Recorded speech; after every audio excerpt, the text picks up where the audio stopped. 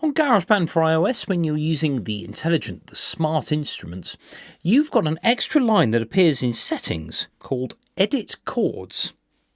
Well, what does that mean then? How do you edit a chord, and what does it mean with all of these extra numbers? Well, with the aid of GarageBand and an actual piano, I'm going to describe these chords and, of course, how you can use them in your compositions.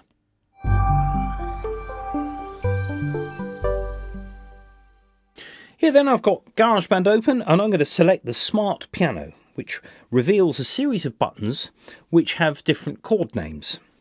There we go. We're in the key of C. So all of the other chords that you can see there are related to that diatonic key of C major, which means that the chords work together quite well. You've got C, G, A minor, F.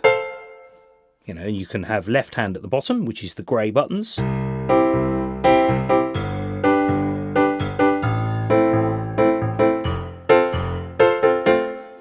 And there you go, there's your chord sequence. On the piano here, you have these notes that fit with those chords. C, E, G for the chord of C major, G, B, D for the chord of G major, A, C, E for the chord of A minor, and then F, A, C for the chord of F major. But of course you can switch the inversions round. You could have this, just as you can have. So musically, this makes complete sense when you come to play the piano. If you're a guitarist and you play with these inversions, you are using the inversions that any keyboard player in your studio would have. However, of course, we've got the same, if you've got the autoplay function on, you've got the same piano chords, the same riffs that everyone else on planet Earth with an iOS device possesses. So, wouldn't it be nice to change some of these chords? Well, you can do this. Most pop songs have 4 chords: C, G, A minor, F. That's a pretty common chord sequence to have. C, G, A minor, F. This leaves E minor, D minor, B flat and B diminished that we could actually change into other chords. Now those of you with iPad Pro, you will see, or bigger versions of the iPad will have more of these buttons, so it's a bit more flexible. But don't worry, if you've got 8, absolutely fine. So if I go to the top menu now, we've got Edit Chords, which means that you can change some of these chord tabs into pretty much anything. So if I change B diminished, I'm going to change it into a C Sus2. Now if I just play you the sound of that versus C,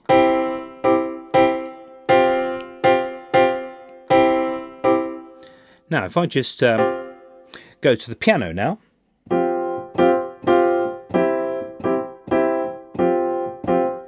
so one note of that chord has changed. The third, which is E in the chord of C, has changed to the 4th. That's what it means. Sus means a suspension. It means that the 4th sounds and it falls to the 3rd, which is your standard major chord. Now I'm going to also take my B flat chord and I'm going to turn that into a Sus2. So at the moment it's B flat, which is this, B flat, D and F, and I'm going to change it to C Sus2. This means that I can create an entire riff out of C, along with my G, A minor and F, which can, for the moment, stay as they are.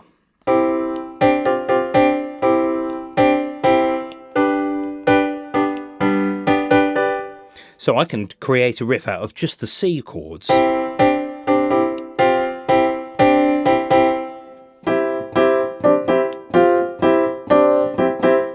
There you go, you can make all these riffs up just by editing your chords. So I've got A minor, C, G, A minor and F. So I've got my E minor and D minor chord that I can change as well. This is assuming I'm just using the 4 chords. Don't worry if you want to use more chords, because actually you could record a chorus section separately and actually completely change your chords. It's worth just having the notepad open here so that you can say what chords you've used in the verse. Oh yeah, verse, C, Sus4, you know, etc. You can do all that. So let's have a look. E minor. I'm going to take my E minor chord now and I'm going to change that into some, I'm going to change the A minor into an A minor 7 chord. Now that actually involves having an extra note. A minor, as I said just now, A, C, E. The 7th is a G instead of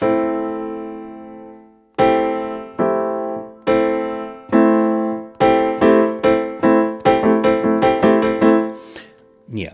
So that means that you can change your riff halfway through. So we've got C, G, A minor, and F. This leaves the D minor that we could change as well. So let's have let's try C major 7. See what that happens. See what that does when you're in your actual verse sequence. You know, C and C major 7, or it's got a B in it. So I could record my sequence a bit like this.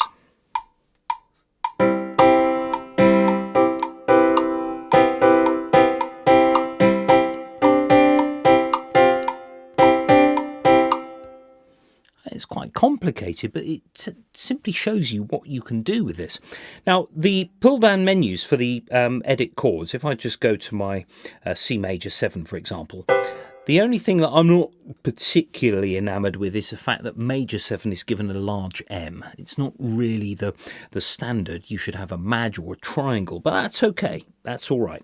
So we go to C major 7. You can have C major add 9.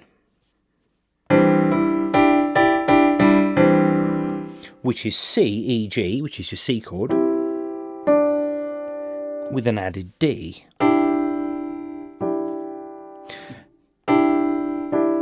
They've taken the root of C off here because actually you could play it in the left hand.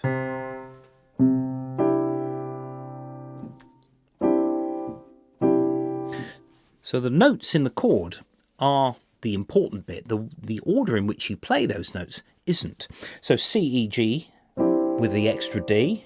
I could have that, or I could have that. But you can get some of this, the inversions, by just simply pressing up and down those steps. So there's lots of fun to be had here. Now, just going to autoplay, sometimes the chords, it doesn't quite catch all the extra notes. If you've got a lot of extras, like C7 add 9, for example, it doesn't know really what to do.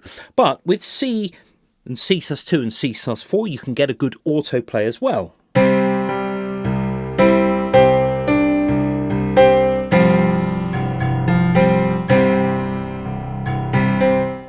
So I had sort of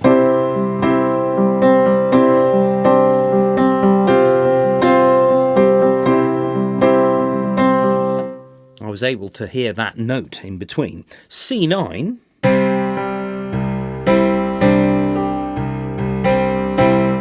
Now, for the jazzers amongst you, C9 isn't actually C with an added ninth. It means that there's a 7 there as well. So it's a bit more of a jazzy chord. But the bracket 9 means to add the ninth. So there we are. There's masses of chords that you have in here. You've got all of these sort of variations. Now, 5, that just means you have simply the root and the 5th.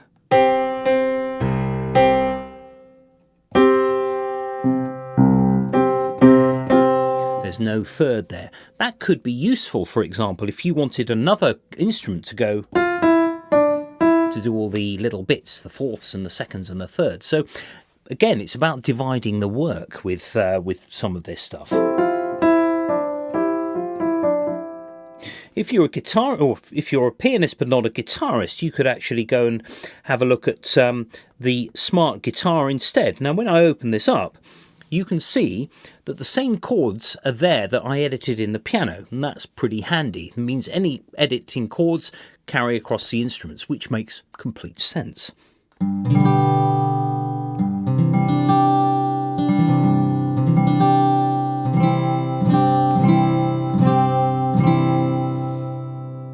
Let's just change that C5 at the end to be back to my Sus4.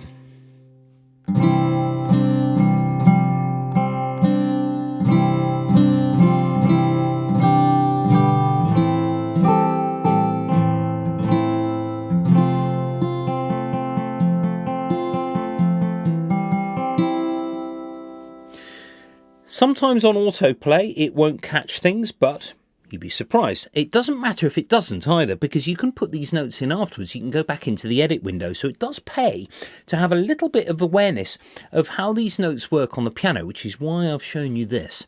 Just in case it doesn't catch the notes, you've got the opportunity. And also, of course, you can edit the chords within the chords themselves. When you're going back to your edit window, you can put extra notes in to make things more complicated.